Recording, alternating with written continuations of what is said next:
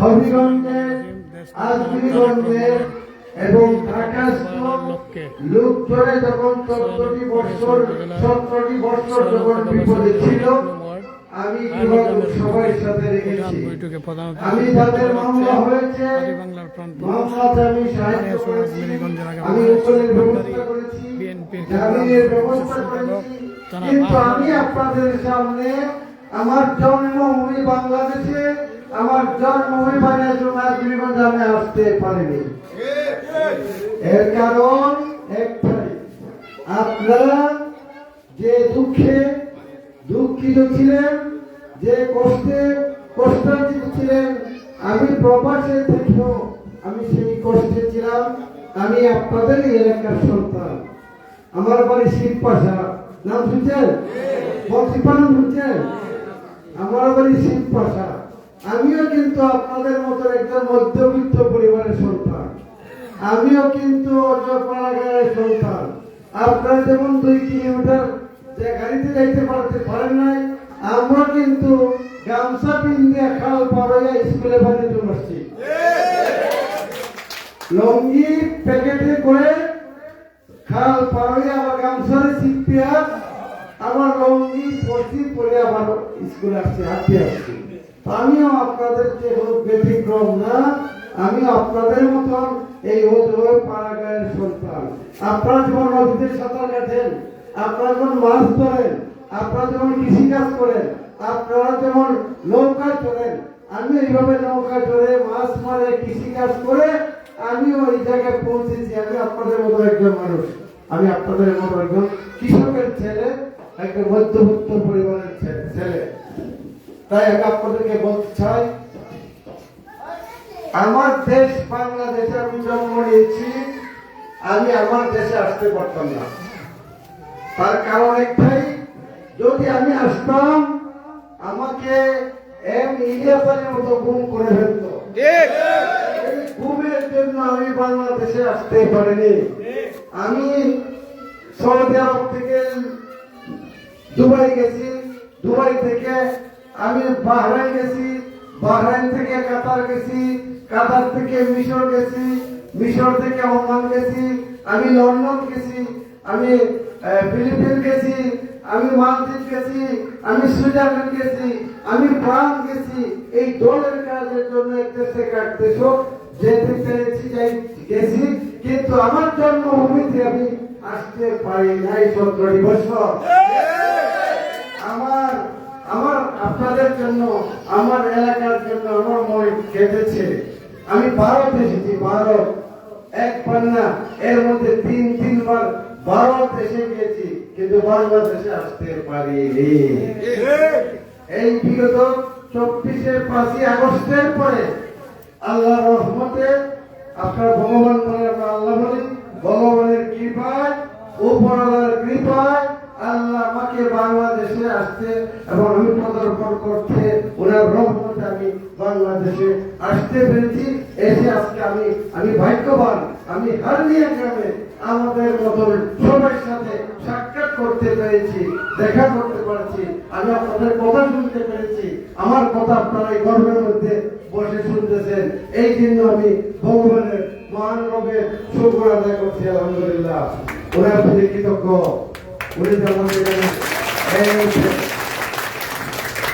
উপস্থিত যুবক ভাইরা, আপনারাই পারেন আগামী বাংলাদেশ করতে, আপনারাই বাংলাদেশের প্রাণ, আপনারা পারবেন আগামী দেশ করতে। যুবকরাই পারে। চল চল চল উদ্যোগ ওখানে বাজে বাজো, নিম্ন উত্তরা দৌড়ি দল, অরুণ পাদের তরুণ দল, চল চল চল। যুবকরাই পারে বাংলাদেশের প্রেক্ষাপট পরিবর্তন করছে। তোমরাই পারবা। আজকে যাদের বয়স এখানে যারা আছে 17-18 বছর, তারা কিন্তু ভোট কি জিনিস চিনেও না। আপনারা চিনেন যারা 18 বছর ভোট দিতে পারছেন? ভোট দিতে পেরেছেন? ভোট যদি নাই দিতে পারতে ভোট চিনবেন কেমনে? এই আন্দোলনের ফসল হিসাবে এখন একটি অন্তর্বর্তীকালীন সরকার আসছে। আগামী দিনে আপনার ভোট আপনি দিবেন, দিনের ভোট দিনে হবে। দিনের এলাকায় কি এমপি হয়েছে? কোন দলের এমপি? এই দলের আওয়ামী লীগের যদি এমপি থাকে 2 কিলোমিটার রাস্তা একটা এমপি যদি করতে না পারে, তাহলে এই যে অনুদানগুলো আসছে এগুলো গেছে কোথায়? গেছে কোথায়? একটা চেয়ারম্যান ইচ্ছা করলে 2 কিলোমিটার রাস্তা করে দিতে পারে। একজন এমপি একবার না 3 বার আপনারা এমপি বানাইছেন, কিন্তু আপনাদের এলাকার কোনো উন্নয়ন হয় নাই। আপনারা কি আগামী বিগত 100 বছর পুরো জায়গায় থাকতে চান? আমি আপনাদের একজন ভাই, আমি আগেই বলেছি, আমি আপনারা এই এমপিকে আপনার জীবনে হারিয়ে খান আসছে কিনা জানি না। তাইলে ও হেলিকপ্টার যিনি ছড়ে মাটির খবর রাখতে পারে না। আপনারা একজন এমপি কে দিবেন যারা আপনাদের দরদ বুঝবে, এলাকার কাজ সম্বন্ধে খবর নেবে, উন্নয়নের করবে। আমি তো আশ্চর্য হইলাম, এই আমি করছি অনেক দূর, 2 কিলোমিটার রাস্তা তুলে কোনো কিছু ব্যাপারে না। আমি কথা দিচ্ছি আপনাদেরকে, আমার দল বাংলাদেশ জাতীয়তাবাদী দল যদি ক্ষমতায় যায়, আমি এমপি নাও যদি হই, এই 2 কিলোমিটার রাস্তা আমি করে দিব আপনাদেরকে। এই 2 কিলোমিটার রাস্তার জন্য এমপি হওয়ার কোনো প্রয়োজন নেই। আমার দল ক্ষমতায় এলাম, আমি আপনাদের কথা দেখলাম, দেখতে হবে বাংলাদেশ জাতীয়তাবাদী দল যদি ক্ষমতায় যায় আর আমার এই এলাকায় এমপি বিএনপি না হইতে পারে, আমি তো দূরের কথা, এলাকায় যদি এমপি না হয়, আমি কথা দিলাম, আজকে লিখে রাখেন, আমার কাছে আপনারা আসবেন, আমি ইনশাআল্লাহ আপনাদের 2 কিলোমিটার রাস্তা আমি করে দেব।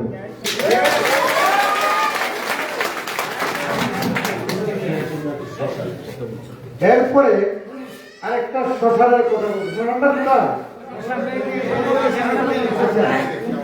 আচ্ছা, এই শ্মশান সুবিধা নাকি এটাও এমপি হওয়ার না হওয়ার কোনো প্রয়োজন নাই। এটা আমি চেষ্টা করবো আপনাদেরকে, ইনশাআল্লাহ দল ক্ষমতা আসলে আমি এটা করে দেব। এগুলা চেষ্টার দরকার, এটা অন্তরের দরকার। আমার কিছু দরকার নাই, আল্লাহ যা দিচ্ছে আমি খেয়ে চলে যেতে পারবো। মানুষের খাওয়ার কতটুকু প্রয়োজন আপনি তাকাই, আমি তাকাই, হয়তো বা 100 টাকা বেশি খেতে পারি, 100 টাকা কম পাইতে পারি, তাহলে আমার লক্ষ কোটি টাকা কিসের দরকার? শেখ হাসিনা বাংলাদেশটা সারা এশিয়া মহাদেশের মধ্যে সর্বশক্তিশালী মহিলা ছিল, সে বড় মদ খাইতে পারে, দৌড়তে ছিল, মাঠে দৌড়তে ছিল, রোজ ছিল, সে খাইতে পারে না। কে কোথা খাইতে পারে না এটাকে বলা যায় না, আমি পরিচয় করে দেবো, এটা বলা যায় না। আমার 2টা, আমি মাঠে নেমেছি 2টা কাজের জন্য। প্রথম কাজ 1979 সালে আপনাদের আজমিরগঞ্জ বানিয়াচং থেকে একজন মহামানব, একজন ব্যক্তি, অ্যাডভোকেট, মরহুম অ্যাডভোকেট জনাব আলী স্যার এমপি হয়েছিল, আজকের থেকে 46 বছর আগে। উনি চলে গেছে, উনি একটা কলেজ দিয়ে গেছে নিজের পকেট থেকে পড়ে। এরপরে আমরা এমপি জাতীয়তাবাদী দলের কোনো এমপি আমরা দিতে পারিনি পার্লামেন্টে। আপনার 3 টার্ম 15 বছর আপনারা একটা দলের এমপি বানিয়েছেন, এখন একটা দলের এমপি যে বানিয়েছে সেই এমপি কতটুকু কাজ করছে, এমপি গুলা আপনাদের খোঁজ খবর নিছে কিনা? আমি একদিন ঘুরতে ঘুরতে আমি এমপি বাড়ির দিকে কবিরপুর হয়ে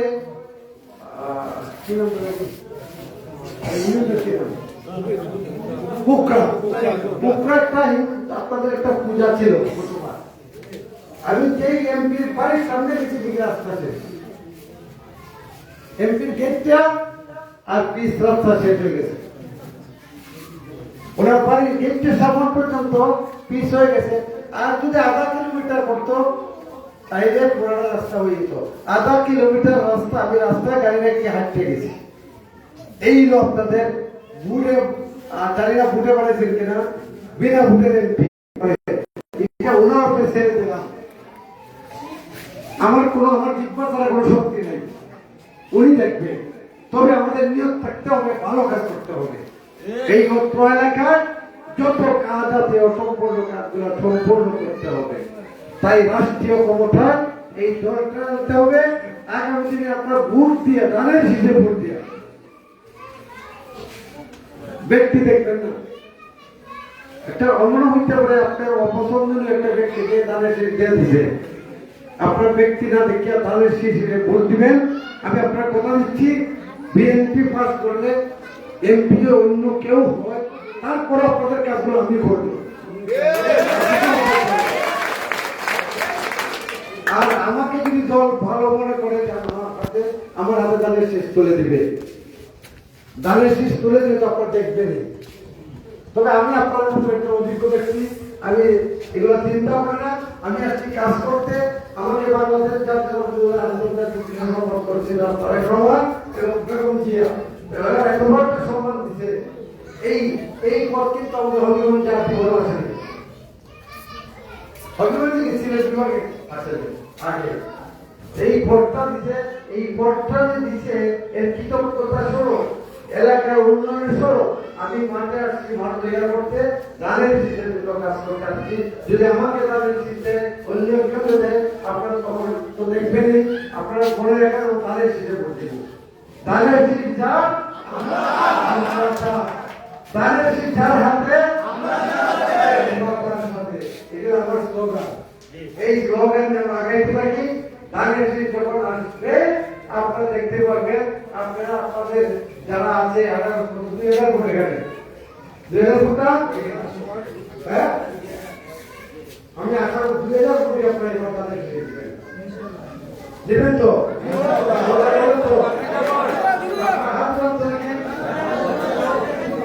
ভগবান সাক্ষী, ভগবান সাক্ষী, এইবার দেখাই দিব আমরা।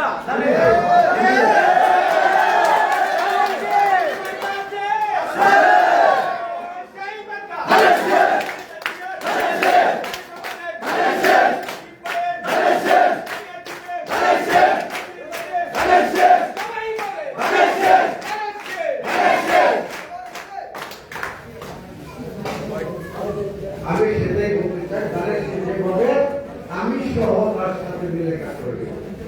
আমি আগেই বলছি, আমি আপনাদের মতো একজন আমি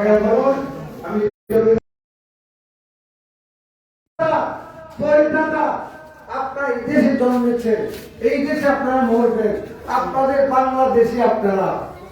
আপনারা যদি আজকে মানে কি করবেন, আপনারা হান্ডি করবেন না? হবিগঞ্জ থেকে কি বলবে বলেন তো?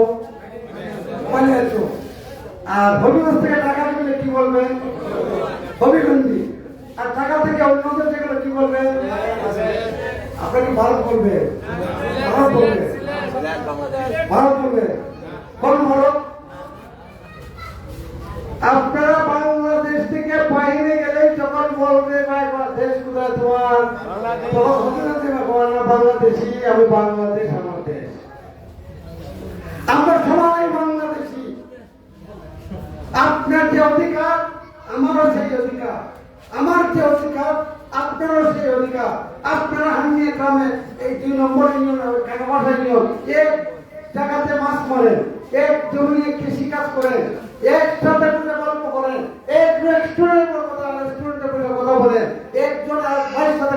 আমি জানি আপনি হবিগঞ্জে কোনো দাঙ্গা হয় নাই, সনাতন ধর্ম কোনো অবলম্বনের সাথে কোনো দাঙ্গা হয় নাই, কোনো মারামারি হয় নাই। এখন আমরা মুসলমানরা এবং আপনার সনাতন ধর্ম যারা আছে, আমরা ভাই ভাই হিসাবে আমরা পাকিস্তান পিরিয়ডের পর থেকে এখন পর্যন্ত আমাদের জন্মের পর থেকে দেখতেছি আমরা মিলেমিশে চলতে পারি। আপনাদের মনটা কেন শুরু করবে? আপনাদের প্রতি একটি ফুলের টুকাও দেয়, আপনাদের প্রতিদিন চলুন কিভাবে জুলুম করে, অত্যাচার করে, নির্যাতন করে, আপনাদেরকে খারাপ কথা বলে, আপনারা আমাদের কাছে বলবেন, আমরা প্রয়োজনে তাদেরকে পুলিশে হামলা করব। এই দেশ আপনাদের, এই জায়গা আপনাদের, আপনার দাদা বাবা পরিদাদা এখানে আমাদের জন্ম হয়েছে। এই দেশটা অন্য কারণ নয়, হিন্দু মুসলমান বৌদ্ধ খ্রিস্টান সবার দেশ বাংলাদেশ। আমার ভারপ্রাপ্ত চেয়ারম্যান তারা কেবল একটা স্লোগান দিয়েছে যে দিল্লি নয়, পিন্ডি নয়, নয় কোন অন্য দেশ, সবার আগে বাংলাদেশ। আমার বাংলাদেশ সবার আগে, আমরা বাংলাদেশি, আমরা অন্য কোনো জাতি নয়। আপনার কেন মনকে শুরু করবেন? আপনারা এগিয়ে যান।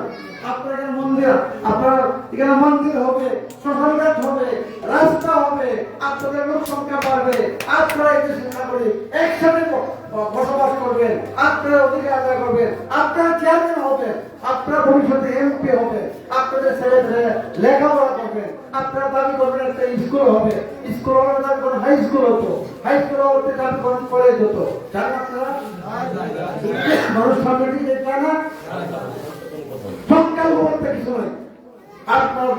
আপনার যেমন দাবি আমার একই দাবি। আমরা হিন্দু বৌদ্ধ খ্রিস্টান সবাই আমরা বাংলাদেশি। আমরা ঐক্যবদ্ধ ভাবে দেশকে আগামীতে কিভাবে গড়তে হবে, সুন্দর একটি বাংলাদেশ সারা পৃথিবীর মধ্যে উপস্থাপন করতে পারবেন, সেই চিন্তা চেতনা সবাই করতে হবে। আমাদের ভারপ্রাপ্ত চেয়ারম্যান তারেক রহমান, আপনার বক্তব্য শুনেন, তারেক রহমান ছিলেন দেখেন দেখেছেন কি সুন্দর বক্তব্য রাখে, আপনাদের পক্ষে কিভাবে কথা বলে, আমাদের লোকজনে যে অন্যায় করে সাথে সাথে বহিষ্কার করে দেয়। আপনাদের এলাকায় যদি আমাদের বিএনপি থাকে আর যদি কোনো অন্যায় অত্যাচার করে আমাদেরকে জানাবেন, আমরা এর অধিকার দেব। আপনাদের শারদীয় দুর্গা পূজা আসছে না, 29 দিন 31 দিন 18টা পূজা, 118টা পূজা মণ্ডপ মানে চলতা নাই, আর তা নাই 34টি সার্বজনীয় পূজা মণ্ডপ। তো সার্বজনীয় পূজা মণ্ডপ এখানে কয়টা আছে? এটা কোনটা? দুইটাই, এখানে দুইটা সার্বজনীন নেই। সার্বজনীন আচ্ছা, আমরা লিস্ট আছে, আমি একটু ব্যবহার করি শেষ করে। তো সার্বজনীনটাকে আমি আপনাদেরকে ডাকতে চাইছিলাম, কালকে বানিয়াচুরের 4টে ইউনিয়নের পূজা মণ্ডপের সভাপতি সেক্রেটারিকে আমি ডাকছি। কালকে আজমিরগঞ্জের কালার যতগুলা সভাপতি সেক্রেটারি ছিল, হবিগঞ্জ থেকে আপনাদের পূজা উত্তোলন কমিটির সভাপতি, হিন্দু বৌদ্ধ খ্রিস্টানের সভাপতি সবাই গেছিল, আমার সাথে গেছিল আজমিরগঞ্জ। তো কালকে আজমিরগঞ্জ 4টি ইউনিয়নের পূজা মণ্ডপে রাখবো, কারণ আমার দ্বারা তো সম্ভব না যে 118টা আর 34টা 152টা পূজা মণ্ডপ পরিদর্শন করা সম্ভব না। তো যেখানেও 3 দিন মতো সময়, যেখানেও গাড়ি যায় সম্ভব, এগুলো আমি করবো। আপনারা যদি কালকে 2টা মন্দিরে সভাপতি সেক্রেটারি বানিয়াচুর যান তাহলে তো গেলেন, আর যদি না যান আমি এখন আপনাদের সাথে একটু কথা আছে, কথা বলে আমি চলে যাবো। আর আপনাদের কোনো সুবিধা অসুবিধা থাকে, পুলিশ প্রশাসন কোন আর অন্য করা বলেন, আমাকে বলেন, আমরা পুলিশও যোগাযোগ করতেছি, সেনাবাহিনী আছে। এবার আপনাদের কোনো ঝুঁকি থাকলে আপনার চোখ কান নিজেরা খোলা থাকতে হবে। ষড়যন্ত্র কিন্তু সারা বাংলাদেশে চলছে এবং এখন চলতেছে, ভবিষ্যতে চলবে। এই ষড়যন্ত্র মোকাবেলা করতে হবে। এই মোকাবেলা করতে আপনারা যারা আছে সনাতন ধর্মী, আপনারা এই পূজা না যাওয়া পর্যন্ত আপনারা সজাগ থাকে। পূজাটা তো চলবে 3 দিন। আপনার দেখেন ঘুমাই গেল একজন একটা অন্য একটা মানুষ একটা বিশৃঙ্খলা করে একটা অঘটন করে দিল, এগুলো আপনার দেখতে হবে। সেটা একটা ডায়েরিতে আপনারা দেখবেন যে এই সময় থেকে এই সময় পর্যন্ত ছিল, বুঝলেন? এগুলো লিখে রাখবেন ডায়েরিতে। প্রশাসনের কেউ যদি আছে এগুলো লিখে রাখবেন, কতটা সময় আসছিল, একজনের সময় এখান থেকে চলে গিয়েছে। আপনাদের জন্য যদি কিছু করার প্রয়োজন আমাকে বলছেন, আপনাদের এলাকার যারা এগুলো কে কে আছে বদলে যারা আছে আমরা কমিটি করে দিচ্ছি, তারাও আপনাদের পাশে থাকবে। আপনাদের পূজা মণ্ডপ কার্যক্রমের নির্দেশ সারা বাংলাদেশের পূজা মণ্ডপ আপনারা তো আছেনই, আমরা দৃষ্টি রাখতাম যাতে আপনাদের কোনো অসুবিধা হয় না। আইন শৃঙ্খলা বাহিনীর এসপির সাথে কথা হচ্ছে। আপনাদের আইন শৃঙ্খলা বাহিনীর ও থাকবে, খোঁজ খবর রাখবে, আমাদের জন্য খোঁজ খবর রাখবে, আমরাও খোঁজ খবর, আমিও থাকবো। তা আপনারা সবাই ভালো থাকুন, সুস্থ থাকুন। আজকে যে উনি ভাই একটা ভালো সুন্দর বক্তব্য রাখছে, আমি আশা করি আপনারা সবাই সচেতন, আগামী দিনে জানেন যে আপনারা বুঝবেন। আর আমি আপনাদেরকে মাহবুব যারা আছে, আপনারা যারা এখানে এসেছে, সবাইকে অগ্রিম শারদীয় শুভেচ্ছা।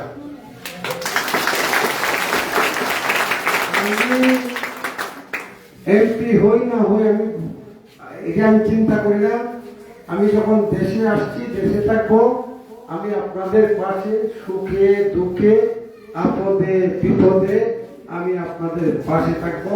আপনারাও আমার পাশে থাকবেন, আমার দলের পাশে থাকবেন।